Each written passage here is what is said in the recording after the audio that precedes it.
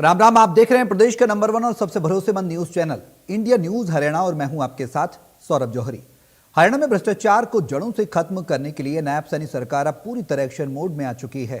सरकारी विभागों में तैनात भ्रष्टाचारी अधिकारी और कर्मचारियों को लेकर सरकार ने एक्शन की पूरी तैयारी कर ली है। सरकार अब ऐसे भ्रष्ट कर्मचारी और अधिकारियों पर एक्शन लेने जा रही है जो पूरी तरह से भ्रष्टाचार में लिप्त हैं। इसके लिए हरियाणा में महाघूसखोर अधिकारियों कर्मचारियों पर बड़ा शिकंजा कसने की तैयारी है। साथ ही बता दें कि 190 नामों की सूची तैयार की गई है। एसीबी यानी एंटी करप्शन ब्यूरो ने जिलों को सूची भेजी, साथ ही निगरानी भी शुरू कर दी गई है। भ्रष्टाचार में लिप्त पाए जाने पर सख्त कार्रवाई होगी। बता दें कि हरियाणा में भ्रष्टाचार के खिलाफ एंटी करप्शन ब्यूरो ने बड़ा अभियान शुरू किया है। एसीबी मुख्यालय ने प्रदेश के 190 ऐसे अधिकारियों और कर्मचारियों को सूची तैयार कर जिलों में भेजी जिन पर भ्रष्टाचार के आरोप हैं या फिर भ्रष्टाचार में संलिप्त होने के आरोप है। इन अधिकारियों और कर्मचारियों की गतिविधियों पर अब विशेष निगरानी रखी जाएगी और उनके खिलाफ कार्रवाई की रूपरेखा भी तैयार की गई है। जानकारी के मुताबिक पहले एसीबी के पास 140 संदिग्ध अधिकारियों और कर्मचारियों के नाम थे। अब इस सूची में 50 नाम नए जोड़ दिए गए हैं, जिसके बाद अब इन नामों की कुल संख्या 190 हो गई। सूची को अंतिम रूप देकर सभी जिलों में भेज दिया गया है।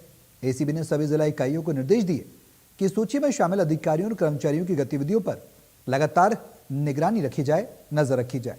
अगर किसी के खिलाफ भ्रष्टाचार से जुड़े ठोस साक्ष्य मिलते हैं तो तत्काल कार्रवाई करते हुए मुख्यालय को रिपोर्ट भेजी जाए। साथ ही भ्रष्टाचार के किसी भी मामले में संलिप्त पाए जाने वाले अधिकारी और कर्मचारी को उस जिले और उसी पर पोस्टिंग नहीं दी जाएगी। बता दें कि मुख्यमंत्री सैनी लगातार करप्शन को लेकर एक्शन मोड में हैं। सीएम सैनी ने कहा कि ऐसे मामलों में सरकार बिना किसी भेदभाव के सख्त कार्रवाई करती है। मुख्यमंत्री नायब सैनी ने कहा कि सरकार ऐसे मामलों पर जीरो टॉलरेंस की नीति से काम कर रही है।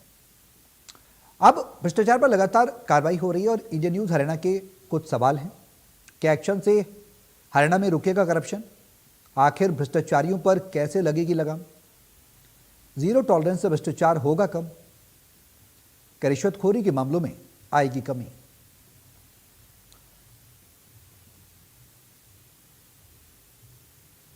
हरियाणा में एंटी करप्शन ब्यूरो की ओर से भ्रष्टाचार को लेकर एक बड़ा अभियान जो है वो शुरू किया गया है।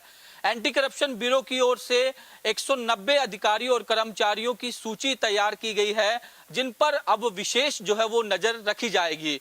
इन पर आरोप ये है कि इनके द्वारा जो है वो भ्रष्टाचार जो है वो किया जाता है। तो ऐसे में एंटी करप्शन ब्यूरो की ओर से 190 अधिकारियों और कर्मचारियों की सूची जो है वो जिलों में भेज दी गई है ताकि इन पर विशेष निगरानी जो है वो रखी जाए और इन पर तत्काल प्रभाव से कार्रवाई जो है वो की जाए। एंटी करप्शन ब्यूरो को लगातार शिकायतें मिल रही थी कि हरियाणा के अलग अलग इलाकों में अलग अलग डिपार्टमेंट में ऐसे अधिकारी और कर्मचारी हैं जो काम के बदले में रिश्वत मांगते हैं और ये शिकायतें लगातार सरकार और एंटी करप्शन ब्यूरो को पहुंच रही थी। तो ऐसे में अब एंटी करप्शन ब्यूरो और सरकार की ओर से बड़ी कार्रवाई करते हुए ऐसे अधिकारियों और कर्मचारियों को आइडेंटिफाई किया गया है जो भ्रष्टाचार जो है कर रहे थे।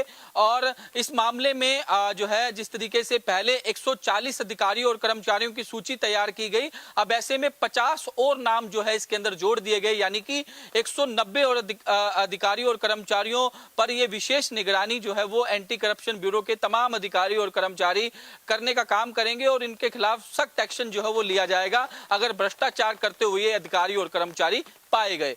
वीडियो जर्नलिस्ट जतिन के साथ साहिल रुखाया, इंडिया न्यूज, चंडीगढ़। भी इस प्रकार से कहीं पकड़ा जाता है भ्रष्टाचार के मामले में, उसको उस डिस्ट्रिक्ट में उस पद के ऊपर कोई पोस्टिंग ना दें।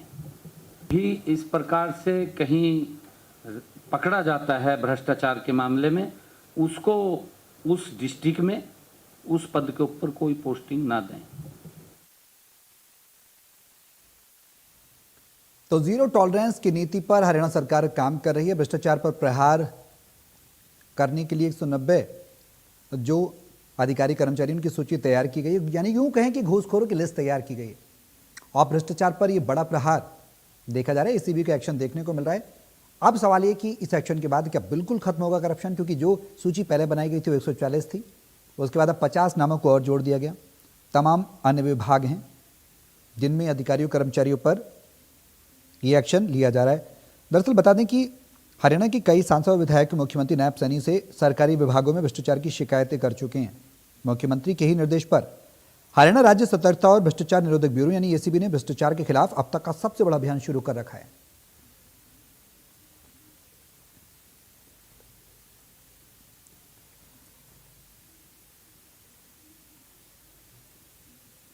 तो करेंगे आज इसी मुद्दे पर चर्चा कि जो तैयारियां की जा रही है भ्रष्टाचार पर वार की और कुठाराघात की, उसकी रोकथाम की, क्या वो सफल होती नजर आएंगी और आगे क्या कुछ उसका प्रभाव देखने को मिलेगा। सरकार की क्या कुछ तैयारियां, ये भी तमाम अहम सवाल हैं जिनकी चर्चा करेंगे और जिन पर जानने की कोशिश करेंगे कि विपक्ष भ्रष्टाचार पर क्या कुछ कहता है, सरकार की तैयारियां क्या नजर आती हैं। तमाम पैनलिस्ट हमारे साथ मौजूद हैं, उनका परिचय मैं आपसे करा दूं। संदीप आजाद जी हैं, प्रवक्ता बीजेपी के हैं। गुलशाद अली जी हैं, प्रवक्ता कांग्रेस के हैं। रजत पंजेटा जी हैं, प्रवक्ता इनेलो के हैं। आप सभी का बहुत स्वागत है इस चर्चा में शामिल होने के लिए। जी धन्यवाद। और समय देने के लिए। मेरा पहला सवाल संदीप जी आपसे ही है। भ्रष्टाचार पर लगातार लगाम लगाने की बात कही जाती रही है, लगातार एक के बाद एक कार्रवाइयां भी देख रहे हैं। इस बार 190 अधिकारियों कर्मचारियों की जो सूची तैयार की गई है, भ्रष्ट कर्मचारियों के अधिकारियों की, किस तरह की तैयारियां सरकार की हैं भ्रष्टाचार पर रोकथाम लगाने के लिए? जी, जब से 2014 में भारतीय जनता पार्टी की सरकार हरियाणा प्रदेश में बनी, उस समय से सरकार की जो प्राथमिकता थी, सबसे पहले था कि जो विभागों में भ्रष्टाचार है और किसी भी प्रकार का, चाहे नौकरियों में भ्रष्टाचार रहा हो, किसी प्रकार का प्रदेश में भ्रष्टाचार है, उस भ्रष्टाचार के खिलाफ सख्त से सख्त कार्रवाई हो। सरकार की प्राथमिकता रही कि सरकार जनता को पारदर्शी शासन दे, जवाबदेह अधिकारी हो, सरकार के अंदर सरकार अधिकारियों की जवाब देते हो, तकनीक अधिकार आधारित निगरानी भी चीजों की जाए। इसके अलावा अपना भ्रष्टाचार पे सख्त से सख्त कार्रवाई हो, जनता का जो विश्वास है वो सिस्टम के अंदर ज्यादा से ज्यादा मजबूत हो। ये समय हमेशा से भारतीय जनता पार्टी की सरकार जब से प्रदेश में बनी है तब से उसकी प्राथमिकता रही है। देखिए, अगर कोई सरकार खुद इस प्रकार के अधिकारियों की सूची तैयार करवा रही है, पूर्ववर्ती सरकारों में आपने देखा हो भ्रष्टाचार के मामलों को दबाया जाता था, कार्रवाइयां नहीं की जाती थी, दबा दिया जाता था, छोटे मोटे कर्मचारियों पर कार्रवाई करके छोड़ दिया था। लेकिन यहाँ पर चाहे वो कितना बड़ा अधिकारी है, चाहे वो आईएएस है, चाहे वो दूसरे पोस्ट पे है, चाहे वो क्लर्क है, किसी कितना बड़ा अधिकारी है, कितना छोटा अधिकारी है, सबके ऊपर समान रूप से जो लोग भ्रष्टाचार में संलिप्त है, सब पे कार्रवाई की जाए। सरकार की इच्छा शक्ति देखिए, ये मजबूत इच्छा शक्ति है कि सरकार खुद ऐसे अधिकारियों की लिस्ट तैयार करवा रही है और उनपे कार्रवाई करने की तैयारी कर रही है। 2019 से लेकर के 23 के बीच में 542 मुकदमे भ्रष्टाचार जो निवारण अधिनियम है उसके तहत दर्ज किए गए और 2025 में अकेले में उनको 251 मामले दर्ज किए गए, जिसके अंदर 186 के आसपास गिरफ्तारियां भी की गई है। तो आप इससे अंदाजा लगा सकते हैं कि सरकार कितनी सतर्क है इस विषय को लेकर के कि किसी भी प्रकार का भ्रष्टाचार किसी भी सरकारी महकमे में किसी भी स्तर पर नहीं होना चाहिए। सरकार उसके लिए पूरी तरह से जवाबदेह है, सरकार उसके लिए काम भी कर रही है और इस प्रकार के जो भी लोग इस प्रकार के किसी भ्रष्टाचार में या इस प्रकार की गतिविधियों में शामिल पाए जाएंगे, उन लोगों के ऊपर सरकार ने पूरी तैयारी कर रखी है। सख्त से सख्त कार्रवाई ऐसे लोगों के ऊपर होगी।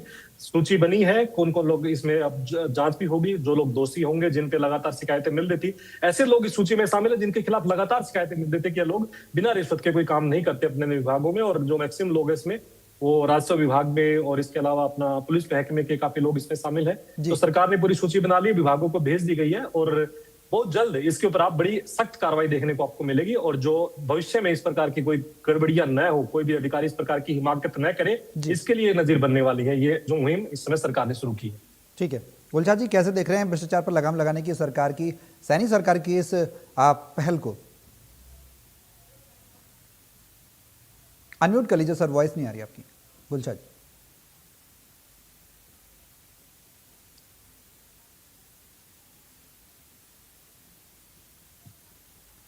गुलशाद जी आपकी वॉइस हम तक नहीं आ रही है, एक बार चेक करिए, गुलशाद जी की वॉइस नहीं आ रही है।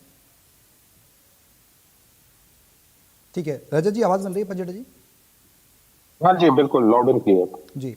कैसे देख रहे हैं सर इस कार्रवाई को, जो लगातार सूचियां बनाई जा रही हैं? बीते दिनों भी हमने देखा कि एक के बाद एक गिरफ्तारियां भी हुई हैं, कहीं 10,000 कहीं 30,000 की रिश्वत लेते हुए कर्मचारी अधिकारी पकड़े जा रहे हैं और अब 190 लोगों की सूची बना दी गई है। देखिए, अब ये कोई सूची जो है ये कोई पहली बारी नहीं बन रही है।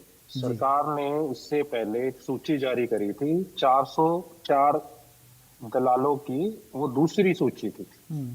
फिर इन्होंने पटवारियों की जो थी वो पहली लिस्ट जो थी वो 370 पटवारियों की, जिनको भ्रष्ट बताकर आगे उनकी जाति लिखकर जो है वो लिस्ट जारी करी थी। उसके अंदर पटवारी तहसीलदार थे।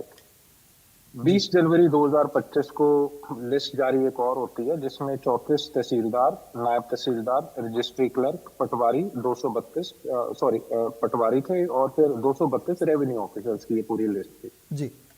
फिर इन्होंने एक 7A का उल्लंघन वाली लिस्ट थी 28 जनवरी 2025 को, जिसमें 47 तहसीलदार थे, 14 तहसीलदार को तो शायद सस्पेंड भी किया था। जी लेकिन ये कोई ना तो कोई सूची पहली है, और ना जब से भाजपा की सरकार प्रदेश में बनी है 2000 आप लगा लीजिए 14 के बाद, एक के बाद एक इतने बड़े बड़े घोटाले, जिसके अंदर आप देखिए कि निगमों के कितने बड़े बड़े घोटाले हैं। फरीदाबाद के अंदर 200 करोड़ का घोटाला, 55 करोड़ का घोटाला, उसके बाद 32 शहरों में रजिस्ट्रियां होती हैं गलत, कितनी रजिस्ट्रियां, 30,000 रजिस्ट्रियां। जी एमबीबीएस मेडिकल कॉलेज में वो घोटाला, 590 करोड़ का भी आपको एक पता होगा, और लगभग 170 करोड़ का जो आईडीएफसी बैंक और एयू बैंक का घोटाला था। जी उसके बाद 1500 करोड़ का एक घोटाला श्रम विभाग के अंदर, खुद अनिल विज जी ने बताया, रोहतक के अंदर घोटाला हुआ। उसके बाद शराब घोटाला होता है, और 15 जिलों के अंदर 75,250 पेटियां गायब पाई जाती हैं। जी ये केवल एक नहीं था, ये तो सिर्फ 15 जिलों में कोरोना के दौरान था। ये जो कोरोना के बाद 7,40,000 पेटियां की बात कर रहा हूँ, बोतलें नहीं, कम नहीं होती, सोनीपत और मूर्थल में से गायब पाई गई। वो देश के किस अन्य राज्यों में स्मगल हुई, वो यही जानेंगे। निगमों के बाद फिर एचपीएससी में 5 करोड़ डील हो रही थी, 5 करोड़ में बेची जा रही थी नौकरियां, 350 लाख रुपए वहां मिले ऑफिस के अंदर। कॉर्पोरेशन का 100 करोड़ का घोटाला हो जाता है। और कॉर्पोरेशन के घोटाले की एक बड़ी दिलचस्प बात बताता हूं आपको। मैं मुख्यमंत्री जी को भी सुन रहा था, मुख्यमंत्री जी ये कह रहे थे कि कोई भ्रष्ट पाया गया तो उसको ना उस डिस्ट्रिक्ट में पोस्टिंग नहीं देंगे दोबारा। आप मुख्यमंत्री जी, आपके जो कॉर्पोरेशन घोटाला है उसके अंदर आपने जो नोडल ऑफिसर थे एलडीबी बैंक के, जिसको मॉर्गेज बैंक कहते हैं, उसके एमडी को आपने जेल में तक डाला। जेल में से डाल के पूरा एक उदाहरण ये सेट किया कि उसको दोबारा ना तो सिर्फ वो पोस्टिंग दी, उसके अलावा अन्य 2-4 और दे दिए कि बहुत बढ़िया काम किया। और ऐसे अनेक एग्जाम्पल हैं जिनके ऊपर हल्की फुल्की कार्रवाई कर उसको दोबारा उससे भी अच्छी पोस्टिंग पे लगाने का काम किया आपने। उसके बाद इनके खुद के मंत्री कह रहे थे, कृष्णपाल गुर्जर, जब उनके सामने ग्रीवेंसेस की मीटिंग में भ्रष्टाचार के एक के बाद एक शिकायतें उनके सामने आई, तो वो कह रहे थे कीड़े पड़ेंगे तुम्हें, कीड़े। बड़ी स्ट्रॉन्ग, मतलब इतना कम कितना खाओगे और कितना भ्रष्टाचार करोगे, तुम्हारी आगे नस्लों के भी कीड़े पड़ेंगे। ऐसी भाषा राव नरबीर सिंह भी बोल चुके हैं। चलो, अनिल विज जी ने तो अपने श्रम विभाग का खुद बताया। उसके बाद आता है आपका धान घोटाला, चना घोटाला, बारदाना घोटाला। हर साल माइनिंग के अंदर 5,000 का घोटाला। ये मैं नहीं कह रहा, ये सीएजी की रिपोर्ट कह रही है। पेपर लीक, क्वेश्चन रिपीट घोटाला, पेपर रद्द करने का।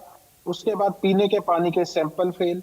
श्यामला दे में 500 करोड़ का घोटाला हो जाता है उसकी जमीन बेचने में। राइस मिल का घोटाला, चावल का घोटाला, फसल बीमा में घोटाला, किलोमीटर स्कीम में घोटाला, अंबाला फुटबॉल स्टेडियम में 40 करोड़ का घोटाला, हरियाणा फार्मेसी में घोटाला, बिजली वितरण निगम में घोटाला, चना घोटाला।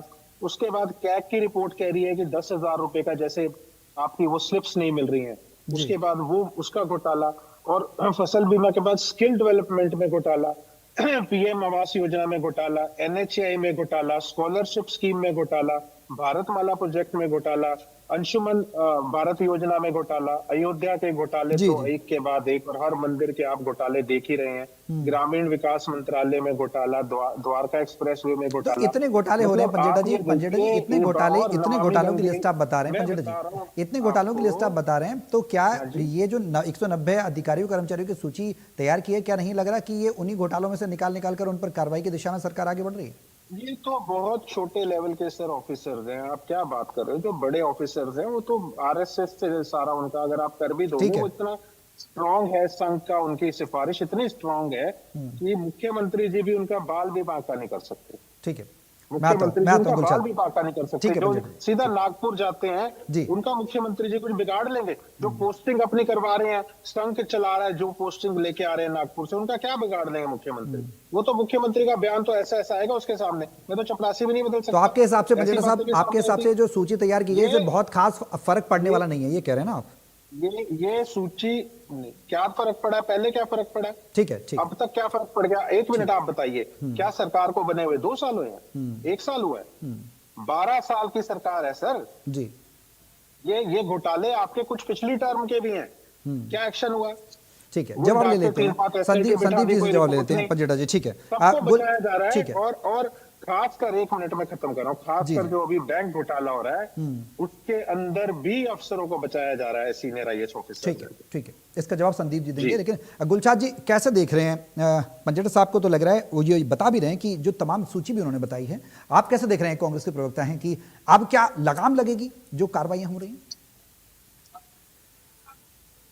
गुलशाद जी आवाज नहीं आ रही है आपकी, आपकी आवाज में इंटरप्शन है, आवाज क्लियर नहीं आ रही है, कोई दिक्कत है आपकी वॉइस में?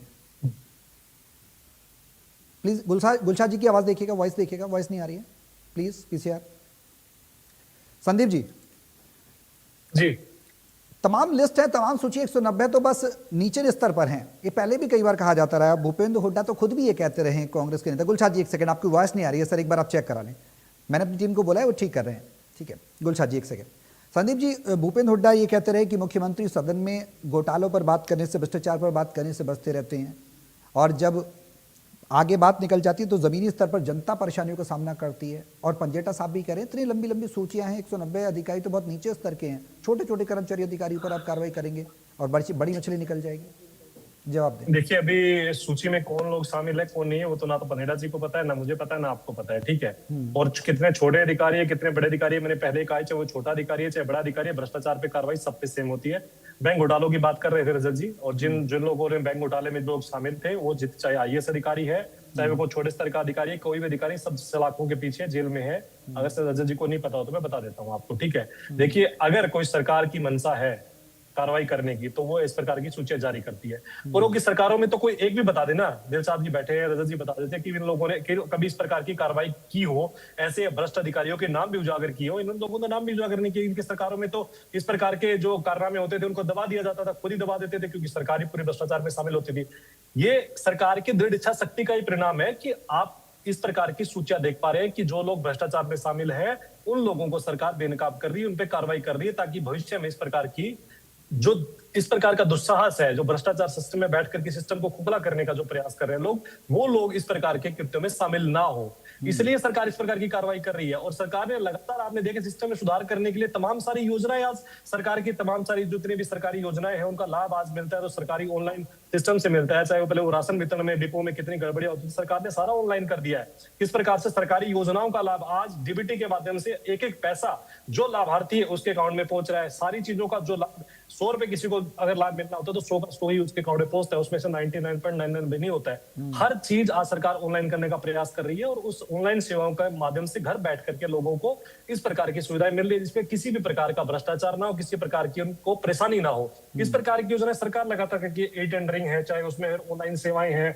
PPP है, CM विंडो है। भ्रष्टाचार के लिए शिकायत करने के लिए सबसे बड़ा सशक्त माध्यम दिया सरकार ने CM विंडो का। कितने सारे लोग शिकायतें उस पर करते हैं और उसके बाद उस पर कार्रवाइयां होती है। आप लगातार देखते भी होंगे, लोग डरने भी लगे इस प्रकार के। लेकिन जो भी लोग फिर भी इस प्रकार का काम करते हैं, इस प्रकार के कृत्यों में शामिल होते हैं, उन लोगों की सूची लगातार सरकार बना रही है, और ऐसे लोगों पे निसंदेह लगातार कार्रवाइयां हो रही है। लोगों को सस्पेंड भी किया गया है। और क्योंकि जब किसी का नाम इस प्रकार के घोटालों में आता है, जिस पर अपने भ्रष्टाचार में होता है, तो ऐसा नहीं कि सीधी सरकार कार्रवाई कर देगी। कुछ जांच भी होती है, कुछ लोगों के खिलाफ झूठी शिकायतें भी हो सकती है, सरकार जांच करती है, जांच के बाद कार्रवाई होती है। जो लोग वास्तव में दोषी पाए जाएंगे उनके खिलाफ सख्त से सख्त कार्रवाई पहले भी हुई है, आगे भी होगी। सरकार पूरी तरह से जवाबदेह है। सरकार एक सुशासन देने के लिए, जनता को पारदर्शी शासन देने के लिए, ऐसा शासन जिसके प्रति जनता का विश्वास ज्यादा से ज्यादा हो, इसी प्रकार का विश्वास जनता के साथ स्थापित करने के लिए लगातार सरकार काम कर रही है। और मुख्यमंत्री जी ने भी कहा, भ्रष्टाचार के खिलाफ हमारी लगातार जीरो टॉलरेंस की नीति रही है। आज भी आपने देखा मुख्यमंत्री जी ने युवाओं के साथ संवाद किया, युवाओं ने इतने अच्छे ढंग से उनके साथ संवाद करते हुए कहा कि नौकरियों के अंदर जिस प्रकार का पारदर्शी सिस्टम आप लेकर के आए, ऐसा कभी पूर्ववर्ती सरकारों में नहीं हुआ, और ना कभी कुछ दूसरा इस प्रकार के चेंज को ला सकता था। आज युवाओं को योग्यता के आधार पर उनको नौकरियां मिल रही है, लेकिन नौकरियों में आप देखेंगे पूर्ववर्ती सरकारों में किस प्रकार का भ्रष्टाचार होता था, किस प्रकार से पैसे लेकर के खर्ची पर्ची से उनको नौकरी मिलती थी। ये चीजें मुझे लगता है विपक्ष के लोगों को दिखाई नहीं देगी, लेकिन हरियाणा की जनता को ये चीजें दिखती है। और तभी बार बार, तीसरी बार भी हरियाणा की जनता ने भारतीय जनता पार्टी को चुनने का काम इस प्रदेश में किया है। और सरकार पूरी तरह से प्रतिबद्ध है कि सरकार सेवा जनता को एक ऐसा शासन दे, प्रशासन दे, जिसपे अधिकारियों की भी जवाबदेही तय हो और सरलता लोगों के जीवन में आए, और लोगों का भी विश्वास है वो प्रशासन के प्रति बने। इस प्रकार का शासन सरकार देने के लिए पूरी तरह से प्रतिबद्ध है हरियाणा की जनता को। गुलशाद जी आवाज मिल पा रही है? जी गुलशाद जी, कांग्रेस के प्रवक्ता हैं आप, बहुत लंबे समय से आप नहीं जुड़ पाए कुछ तकनीकी कारणों की वजह से। लेकिन अब आप तक आवाज़ पहुंच रही है। आपकी प्रतिक्रिया चाहूँगा सर, ये जो कार्रवाइयाँ हो रही हैं, आप पंजेटा साहब तो कह रहे हैं कि वाकई में अधिकारियों के कर्मचारियों पर छोटे स्तर पर कार्रवाइयाँ हो रही हैं और जो बड़ी मछली है उसको कहीं ना कहीं सरकार बचाने का काम कर रही है। तमाम घोटालों की सूची बताई। कांग्रेस, बतौर कांग्रेस प्रवक्ता आप कैसे देखते हैं, कांग्रेस कैसे देखती है इस कार्रवाई को? देखिए सौरभ जी, एक नारा दिया था भ्रष्टाचार पर प्रहार, अब की बार नायब सरकार। तो क्या हुआ इनके नारों का? अभी तक आइडेंटिफिकेशन परेड चल रही है, अभी इनकी क्या आइडेंटिफिकेशन चल रहा है। यानी 12 साल के अंदर भी अगर आपका आइडेंटिफिकेशन चल रहा है तो सरकार सो रही है, ये समझ लीजिए आप। और 2014 के बाद में अगर ये देखा जाए, आज के अगर मुकाबला किया जाए, तो 3 गुना वृद्धि हुई है इसके अंदर एनसीआरबी के जो रजिस्ट्रेशन के है एक तरह से करप्शन की। तो हरियाणा ने तरक्की की है, इसमें 3 गुना बढ़ोतरी हुई है। और सरकारी फाइलें आज के टाइम में आप किसी भी ऑफिस में चला जाइए, चाहे आप एक तरह से रजिस्ट्री के चला जाइए, निकाय में चला जाइए, या फिर किसी भी ऑफिस में चला जाइए, अगर आपका बिना पैसे काम हो जाए तो इस बात की मैं लिख के दे देता हूँ आप लोगों को। तो बिजली हो गया, राजस्व हो गया, नए विभाग हो गया, कोई भी विभाग है, बहुत ज्यादा एक तरह से भ्रष्टाचार चरम पर है। और कितने अफसरों पर कार्रवाई होने के बाद में चार्जशीट हुआ, ये भी बता दें मेरे साथी प्रवक्ता संदीप आजाद जी। पहले आंकड़ा मैं बता देना चाहता हूँ कि 2019-20 में 44 केस दर्ज हुए, 20-21 में 36, 2021-22 में 72, 2022-23 में 163 और 2023-24 में 146 और अभी 251। इसका मतलब क्या है कि इन पे आज तक भ्रष्टाचार पे लगाम ही नहीं लगी है। लगातार वो उसके आंकड़े बढ़ते जा रहे हैं। और मैं बता देना चाहता हूं कि इनकी हरियाणा महिला आयोग की चेयरपर्सन, वो भी एक तरह से 2 लाख रुपए रिश्वत लेते पकड़ी गई। उसके बावजूद में क्या हुआ, 10 आईएएस ऑफिसर आईडीएफसी फर्स्ट घोटाले में अंदर चले गए। तो उनमें क्या कहते हैं, जो आरोपी थे ना उस आईडीएफसी फर्स्ट घोटाले के, वो थाईलैंड में मसाज कराते हुए इनके पास वीडियो भेज रहे हैं सरकार के पास कि हम आपके 600 करोड़ रुपए निकाल के ले गए और आप पंजाब में प्रचार कर रहे हैं। तो नायब श्रेणी हरियाणा को है ना, मुख्यालय इन्होंने पंजाब में शिफ्ट कर दिया है, पंजाब से हरियाणा की सरकार को ऑपरेट कर रहे हैं।